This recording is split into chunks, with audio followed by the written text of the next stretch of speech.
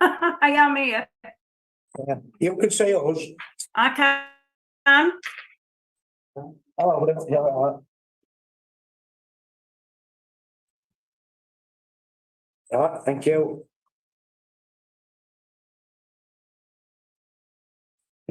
So, any votes for absence there? Multi-ward chair from councillor Burke. Thank you. Any declarations of interest? So, minutes of the last meeting, stop those, or on screen or whatever, are we happy with those minutes? Over the chair. Thank you. Seconded. Are we all in favour of the minutes then? Thank you. Yeah. Lovely. Well, thank you, Kathy. Like having superior being in the room. I don't know about that one. Omnipotent. A medium-term financial plan, budget monitoring report. Thank you, Pat. Yes, Chair, thank you very much. Purpose of this report is to update Cabinet on the financial position of the Council at Q3. Appendices 1 and 2 summarise the general fund position. The general fund is 177,000 underspent after Q1. The main variances are detailed in the report at 2.3 to 2.5. Utilities are currently lower than forecast, which is positive, and these are being reviewed as part of the budget. The cost of bed and breakfast is higher than budget, at a concerning position that is being mirrored across the country. The report approved in January, including a pay award of 4%, and currently the employer's offer is an average of 6.5%. This will cost us a further 470,000 a year, which we'll need to consider as part of the budget review. I think the only thing I would like to mention on the figures, we noticed Killamarsh Leisure Centre was fairly down in the first quarter. It might be cyclical that, or it might be a deeper problem. We'll have to keep our eye on that. There are very few variances to note on the HRA, so I will point you to Appendix 3, which provides the Q1 position. And Appendix 4 deals with the capital expenditure incurred on a scheme-by-scheme basis. Details of variances can be found at 2.15. I'm happy now Jane's come to take any questions. Very good thing. And recommend We can help you anything we want to. happy to note the report. Thank you, Pat. Do you want to add anything, Jane? No, that's fine. Thank you, Chair. Yeah, any questions? On the finance, I think that will be done. Well, to note that report, I think. There's a second part to that, Nigel. Medium-term financial plan. It always used to come as one report. But CITFA's revised Treasury Management Code has made quarterly reporting of indicators mandatory from April. And whilst updates have been provided for many years, more detail is now required. Therefore, a separate report for Treasury Management will be produced alongside the budgeting monitoring each quarter. But you will be pleased to note in the report that there are no compliance matters or risks raised this quarter. Happy to take questions again, and recommendation is to note the report. I'd like Jane to go through it.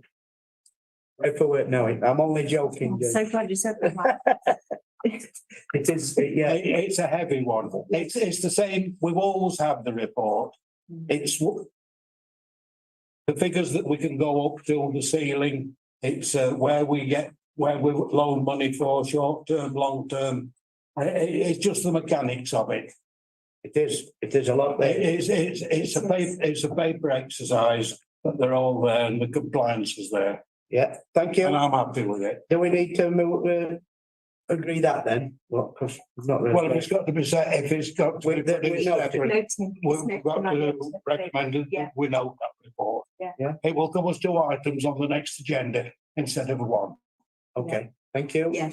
So we normally have an MTFP budget monitoring that includes the treasury Treasury management, but as It's got to be explained, separate. it's got to be separate. Cheers, yeah. Thank you. So we're all right with that this time around. Thank you. Great. Over to you, Steve, then, the establishment of the local plan review working group.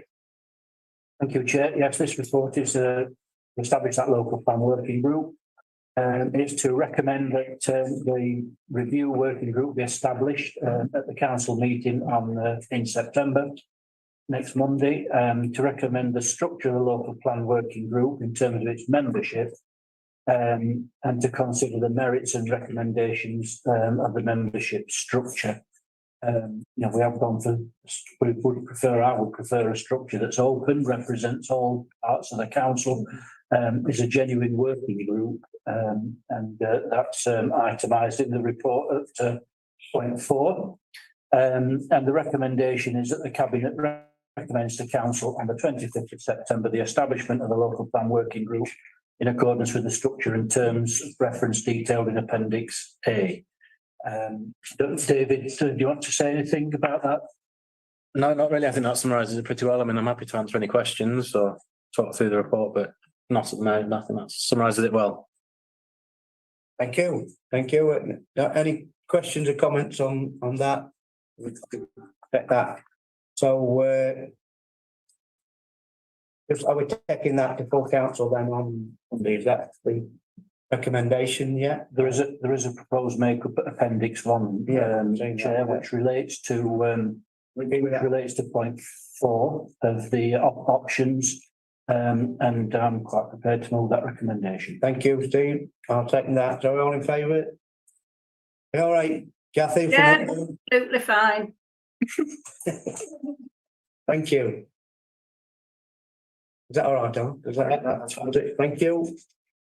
The decision of the Brampton Parish Neighbourhood Plan then, Steve, again. Got a lot in that. There is the purpose of this is to advise members on the proposed Brampton Parish Neighbourhood Plan and the findings of the independent examiner, which were very thorough and covered a significant number of points. The recommended modifications of the examiner have been circulated. It's to secure authorisation that following a successful referendum, if more than half of those vote in favour of the neighbourhood plan, that's brought into effect. It'll be made by this authority. Obviously now it's got to go out to a referendum in Brampton with those recommendations made by that external examiner. Is there any comments? No, Helen, is Helen here? Do you want to make any comments on that? Can take any questions. David, you want to? Yeah, just something to clarify on the recommendation, Chair. So at the moment, item 2 on the recommendation refers to delegating authority to myself to effectively deal with the process after the referendum. In discussion with Sarah as monitoring officer and Lee, just to be clear that Lee actually already has delegated authority to do that. So item 2 effectively becomes null and void from the recommendation. So just to clarify that point, and also to apologise for the numbering that seems to go awry in section 2. That's my Got away with that. failure to, I felt I should own up to it. But otherwise, nothing to add unless there's questions from members. No, I think that's again self-explanatory. Are we happy with those recommendations? Just recommendation 1 then? It'll just be recommended. That's correct, yeah. Recommendation 1.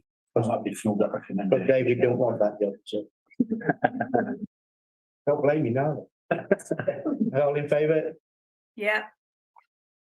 Thank you, Kathy. Yeah. The voice from out. The voice from outer space. I'm Yeah. looking at you. Very Cheers, Ed. North East Derbyshire UK Share Prosperity Fund update. James, that one, have you got the vote?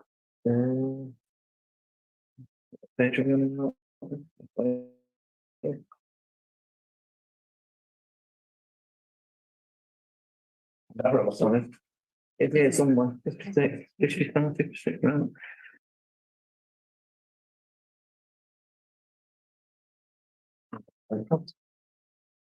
Oh yeah, that's what I'm doing. No, you're doing Yeah, okay. Well, that one, then, it's not. It's on my page. Page 56. Yeah, agenda item 7, page 6. That's right. You can Come on, right, okay. I'll work it in a bit, you know. There's someone like to speak at this, do you? So, the purpose of the report is to provide members with an update on the North East Derbyshire UK Prosperity Fund programme.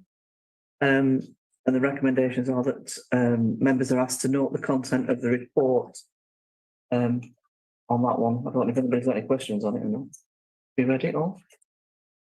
Anything else I need to add to this? Come on. Do they want to come in? It's just really, obviously the paper outlines the priorities and then the underpinning themes under each priority. Just to give you a bit of background, with the investment plan that we had to put in there, some of it was quite sort of fixed in terms of the priorities and thematic underpinning each one. So it wasn't kind of like a bit of a blank check, so to speak. So that drove quite a lot of the decision making. And as you can see, the report outlines how much we've got allocated to each of the themes. And what I have got is a presentation, so I can give you just an overview of the financial context of where we're at so far. So because the approach we took was a mixture of commissioned activity that could be delivered through council offices here, and also grant schemes. So it was a real mixed kind of bag approach in terms of how we're going to deliver the investment plan.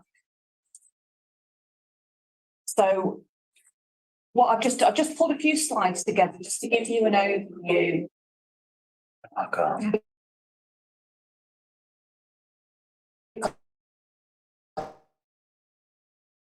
That's top bullet, and then it'll. Absolutely, I don't. Right. Sorry, man. Oh no. It's not, oh it isn't, is it? That's still. Next slide. So the 3 priority areas plus the management and admin total of 2.568 that we were awarded through the investment plan. Next slide, please. And then the next one.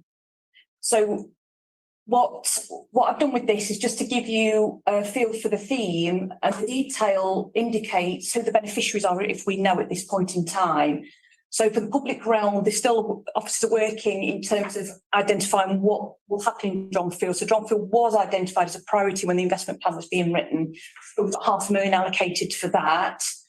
With Police Parks and Open Spaces, we had 2 grant funds that we ran back to back. That was open to parish and town councils only, so that wasn't open to the public. Green Routes, we've not identified any sites yet of where we can invest the 30 grand, but that work is underway, and we're working with Derbyshire County Council's countryside agency as well, service, to identify if there's any kind of priority areas in the district that may benefit from that. Chesterfield Canal improvements. So this is just a feasibility study that we're paying for. It hopefully will demonstrate that if there are improvements made to the canal, what are the resultant economic impacts for other areas of the, sort of Killamarsh, etc., and where we could potentially, develop kind of tourism, cultural activities, and what have you. The community activity, so this, our community safety team, so Faye Green's team, is delivering this strand. So this is targeted intervention at known antisocial behaviour hotspots across the district. So far, there's been a variety of extreme wheels. I don't know if it's a concept that you're familiar with. It tends to be quite successful, attracts a lot of young people, and kind of really good in terms of engaging with them. So that will carry on for the duration of the programme till March 25. Next slide, please. And then inclusive communities. So this was an open grant scheme that we ran at the beginning of this year. And this is to help support vulnerable households and communities, provide advice, support, and what have you. So we had 3 successful applications that came from Citizens Advice, North East Derbyshire. So they provide specialist energy advice for residents. Mid Mercia provide free digital training, and this complemented an existing project that we used public health money to get off the ground. So it was about building capacity essentially. And then Derbyshire Voluntary Action, they already doing quite a lot of work in terms of reducing social isolation. And what this element of the project was about building volunteer capacity. So, once the funding ends, that we trained volunteers to establish groups, get the groups running, and then that just creates its own kind of sustainable model. And there's also another element to that, which is about, so it's a buddying scheme, it's like social connectors. So primarily looking at supporting older people, particularly vulnerable people that may not, for whatever reason, confidence or mobility want to leave the house.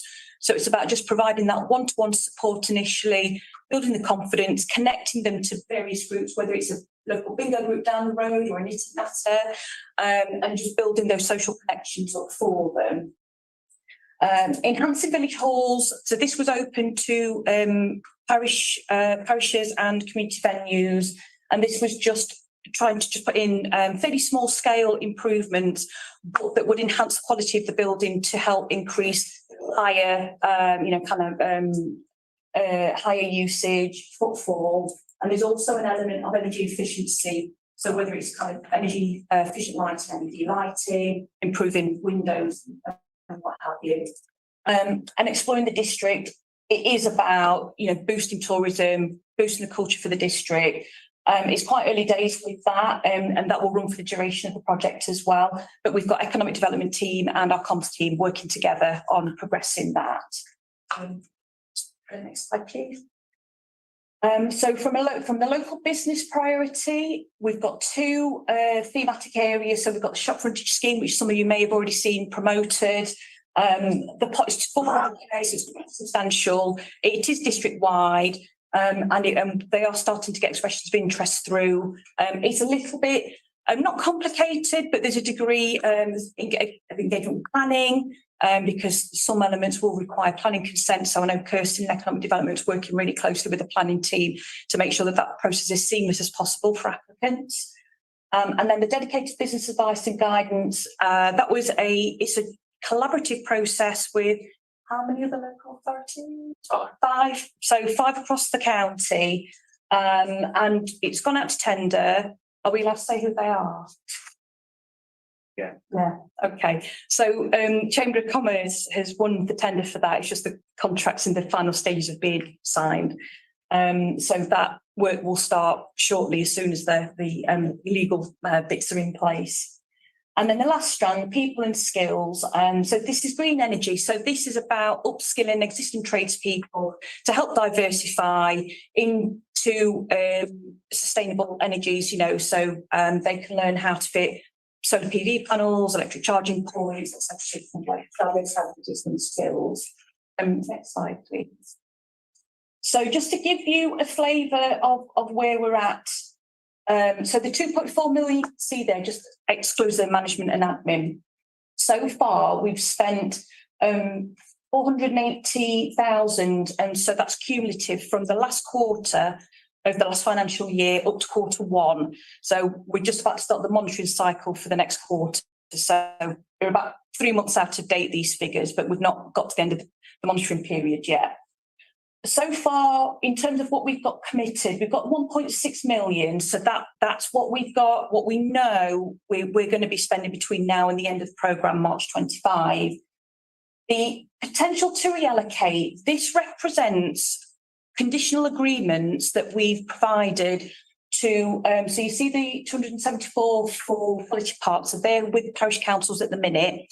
So they've got until the end of September to meet the conditions that we've set out, and that could be a combination of securing additional match funding or having to rescope the project because the grant we've awarded wasn't as big as what they'd applied for. So we've given them a few months to just kind of redesign the scheme. So at the end of the month, we'll know who's in a position to meet those conditional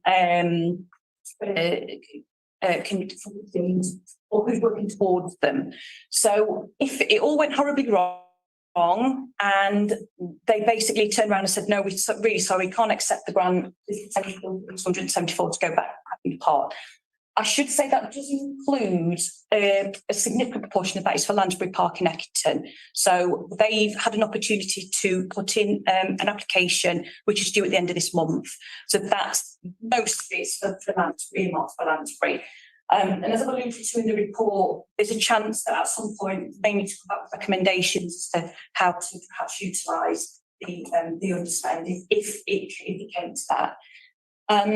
The small amount, just shy of 8,000 for enhancing village halls, of the applications we awarded, only one was unable to accept. We're just waiting for a rescope in terms of what their proposal is and what they can do with the money. Again, they've got to the end of this month. So depending on what they come back with, that could be some money in the pot. The 29,000 for inclusive communities, that remains unallocated. We did have applications that exceeded what we got in the pot, but some of the applications duplicated what we, other activity. So that needs to be committed. So at some point, once we get to the end of the month, and we'll see where we're at globally with what we've got left to spend, we can then come together with proposals about how to allocate that. But other than that, as you can see, significant proportion is committed. We're already spending, so hopefully that just gives you a bit of confidence that we're on with it, essentially. Next slide, please.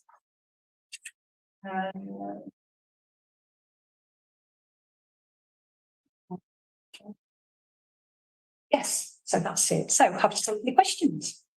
That's great, Trish, thanks. And like you say, it has created some interest, I think, from various places.